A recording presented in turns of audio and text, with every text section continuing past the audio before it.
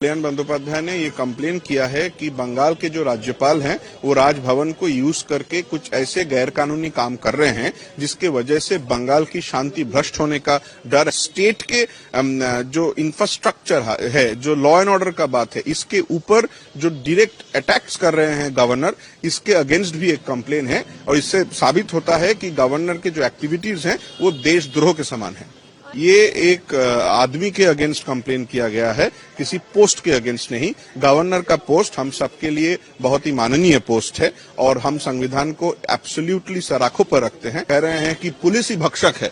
अगर पुलिस भक्षक है तो वो राज्यपाल क्यों है? वो त्यागपत्र क्यों नहीं देते? वो किस लिए वो राज्यपाल के गद्दी पे बैठे हैं? अगर उनको लगता है कि उनको सिर्फ राजभवन को भोग करना है और राजभवन का जो आलीशान बंगला है उसको भोग करना है, इसीलिए बैठे हैं। अगर पुलिस भक्षक बन गया है तो वो पदत्याग नहीं कर सकते। यहाँ पर कल्याण बंदोपाध्याय के बिहाफ में मैं आया हूँ। I have submitted a police complain.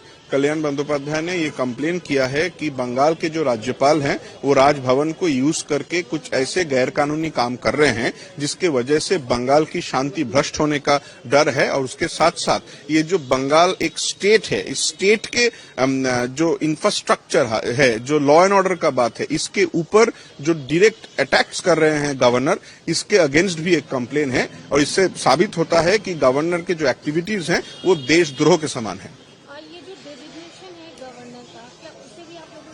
नहीं, ये एक आदमी के अगेंस्ट कंप्लेन किया गया है, किसी पोस्ट के अगेंस्ट नहीं। गवर्नर का पोस्ट हम सबके लिए बहुत ही माननीय पोस्ट है और हम संविधान को एब्सोल्युटली सराखों पर रखते हैं। पर अगर इस पोस्ट पे कोई ऐसा आदमी आ जाए जो उस पोस्ट को यूज करे नेगेटिव काम के लिए या क्रिमिनल एक्टिविटीज के लिए, इसको रोकना ही होगा। 61, 152, 163, 194, 353 है, if I am not wrong. देशद्रोह के लिए जो सब प्रावधान है वो सब है, लोगों को भड़काने के लिए जो प्रावधान है वो सब है। और उसके साथ अगर आप पब्लिक में कोई झूठ बात फैला के उसमें कुछ अशांति करने की कोशिश करते हैं, उसका प्रावधान भी लगाया गया है।